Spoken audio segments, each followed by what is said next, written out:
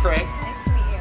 All right, so why don't you tell me a little bit about what it is that you do here? Okay, so I work with the Flight Analogs Project, and this is HERA, the Human Exploration Research Analog.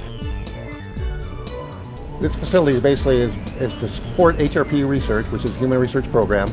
And what we're doing is we're addressing different risks and gaps for long duration space flights for a journey to Mars, for example. And we have several elements within the HRP program: behavioral performance, human health countermeasures, space human factors and habitability, and exploration medical. And those types of groups of individuals or programs come in here to demonstrate or try out their research objectives in this facility.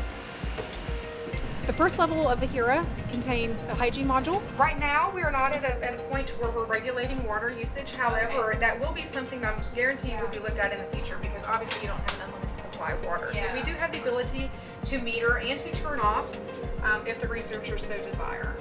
And then from there, we have a flight simulator station where they simulate the activities that they'll be doing on their way to an asteroid.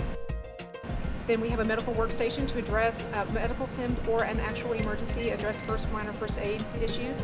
We have an airlock, which we actually use for stowage, and we actually have it made a makeshift blood draw station in there, as well as a location where they conduct private family medical and psychological conferences. Well, this is awesome, but what is next? So let's go upstairs, and what we'll show you is the living quarters where the crew of 4 will stay during their mission to the asteroid at this point in time. So at level 2, we basically have the crew living quarters, which contains the 4 sleeping quarters for the crew members to sleep in, along with an exercise hardware suite. We want you to stay fit and active. Well, that makes sense. I mean, you're not moving around much. Right. Right. I like this little picture of the beach, like that's gonna make you feel like you're outside. There are 9 video surveillance cameras inside the module. I'm noticing them all. Yes, they're all around. So there's 1 in the airlock, 4 downstairs on the lower level, 4 up here. None in the hygiene module, 4 in your living quarters. That's appropriate.